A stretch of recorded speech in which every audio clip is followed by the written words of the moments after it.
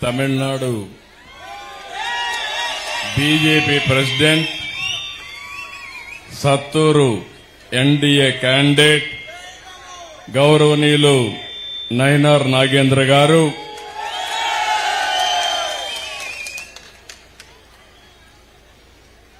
அனைவருக்கும் வணக்கம். என் அப்னான தமிழ்நாடு மக்களே, உளங்குடன் இங்கே இருப்பது ரொம்பவே சந்தோஷம். தமிழ்நாட்டில் மாற்றம் ஆரம்பம் ஆயிடுச்சு. இனிமே யாராலையும் నిరుత్త ముడియాదు. తమిళనాడు అంటేనే ద్రవిడ నాగరికతకు కేంద్రం. ఇక్కడ చూస్తే పల్లవ, చేర, చోళ, పాండ్య లాంటి రాజు వంశాలు పాలించిన గొప్ప నేలది, ఒక పుణ్య భూమి అని చెప్పి కూడా నేను మీకు తెలియజేస్తున్నా. ఇంకొక పక్క అన్ని భాషల్లోకెల్లా తమిళ భాష అతి ప్రాచీనమైన భాష.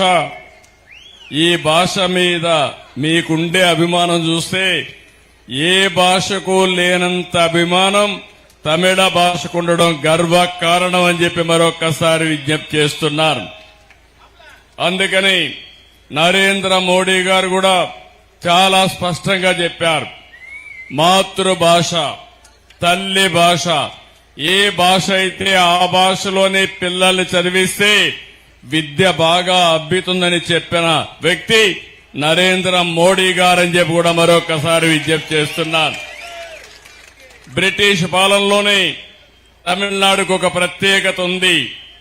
మెడ్రాస్ ప్రెసిడెన్సీ దక్షిణ భారతదేశంలో ఉండే అన్ని రాష్ట్రాలు చెన్నైకే రావాలి. ఈరోజు చెన్నై, ఆ రోజు మెడ్రాస్. నేను కూడా అక్కడికే వచ్చేవాడిని.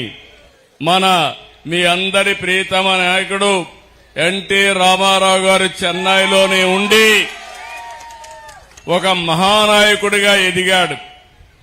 అక్కడి నుంచి ఆంధ్రప్రదేశ్ రాజకీయాల్లోకి వచ్చి ఒక మహానటుడే కాకుండా మహానాయకుడయ్యాడు.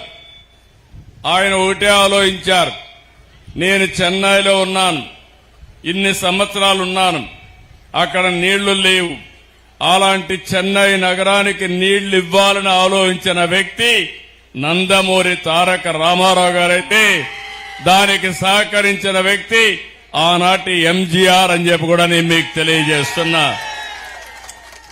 ఇద్దరు కలిసి ఆ రోజు మీరు చూస్తే చెన్నైకి తెలుగు గంగ ద్వారా నీళ్లు తీసుకొచ్చారు. ఇంకో పక్క తమిళ ప్రజలంటే క్రమశిక్షణ, పట్టుదల, కష్టపడే మనస్తత్వం, తెలివితేటలు, ఇదే తమిళ సోదరుల యొక్క సక్సెస్ సీక్రెట్.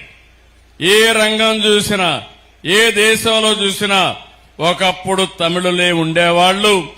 ఆ రోజు దక్షిణ భారతదేశంలో ఉండే ద్రవిడులంటే గౌరవం ఉండేదని చెప్పి కూడా నేను మీకు తెలియజేస్తున్నా.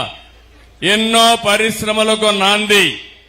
ఇక్కడే మంత్రిగా పనిచేశాడు నాగేంద్ర గారు, జయలలిత గారి కేబినెట్ లో అనేక పరిశ్రమలు తీసుకొచ్చాడు.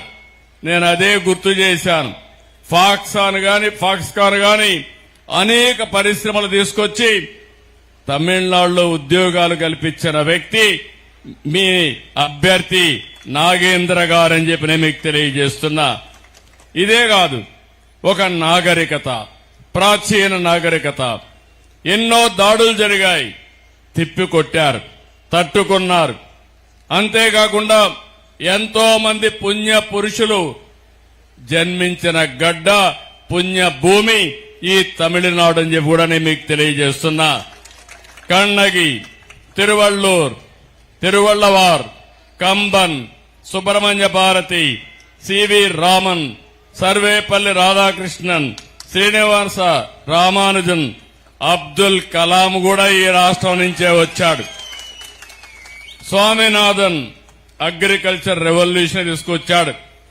ఈ కాన్స్టిట్యున్సీ నుంచే కామరాజు నాడర్ కూడా ఇక్కడి నుంచే వచ్చి దేశ రాజకీయాల్లో చక్రం తిప్పాడు. అవునా కాదా మీరు ఒక్కసారి గుర్తుపెట్టుకోవాలి. అంతేకాదు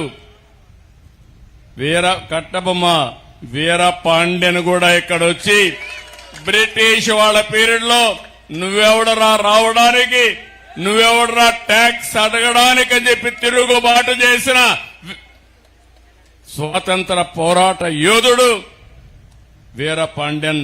మన నాయకుడు ఎన్టీ రామారావు గారు ఒక సినిమా తీస్తే అందులో ఆయన క్యారెక్టర్ ను కూడా తీసుకునే పరిస్థితికి వచ్చారు. ఇంకో పక్క ఎన్నో ప్రాచీన ఆలయాలు, సాంస్కృతిక ప్రదేశాలు, మంచి టూరిజం సెంటర్స్ కూడా ఉన్నాయి. తంజావూర్, తిరుచిరాపల్లి, చిదంబరం, మదురై, కంచి, రామేశ్వరం. ఇంకో పక్క అది మన ప్రత్యేకత అని చెప్పి కూడా నేను మీకు తెలియజేస్తున్నా. నేను ముందే చెప్పాను, మనందరం ఒకటే. తమిళ్, తెలుగు, కన్నడ, మలయాళ ఈ భాషలు మాట్లాడతాం గాని మన ఆరిజిన్ మాత్రం ద్రవిడ ఆరిజినే. ఈ విషయం మనం గుర్తుపెట్టుకోవాలి. మనమందరం కూడా అన్నదమ్ములమే. అందుకే తెలుగు గాని